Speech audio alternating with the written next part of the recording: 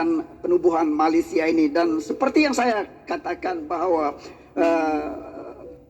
orang kata bahwa 31 Agustus 1963 itu hari kemerdekaan Sabah. Tetapi yang saya jelaskan berulang kali bahwa tidak ada acara merdeka pada tanggal 31 Agustus 1963. Karena ketika itu keadaan Kota Kinabalu sunyi sepi, tidak ada.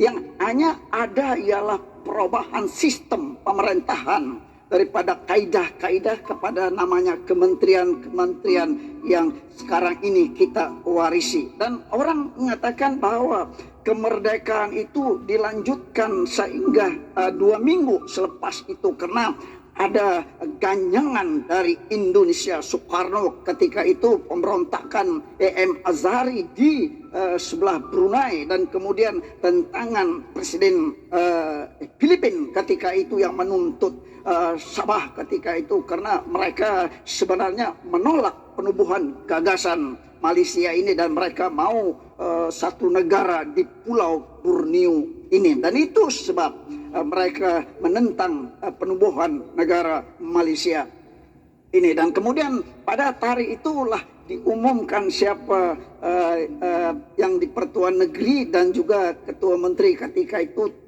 Tun Fuad, dan kemudian yang di Pertuan Negara ketika itu ialah Tun Mustafa. Dan kita lihat bahwa tidak ada acara kemerdekaan ketika itu. Dan saya hanya menganggap bahwa tanggal 16 September 1963 itu hanyalah penyerahan Sabah kepada Kuala Lumpur. Dan saya kira bahwa Sabah ini hanyalah anak yatim piatu yang dipelihara oleh Malaya, dan akhirnya sebagai anak yatim piatu yang tidak punya bapa dan tidak punya ayah, maka apa saja hak-hak yang ada di Sabah ini dirampok oleh pemimpin Kuala Lumpur. Dan saudara-saudara masih ingat apa yang dikatakan oleh Tengku Razali ketika itu, bahwa katanya mereka mau ambil minyak dan gas yang ada di Sabah ini karena untuk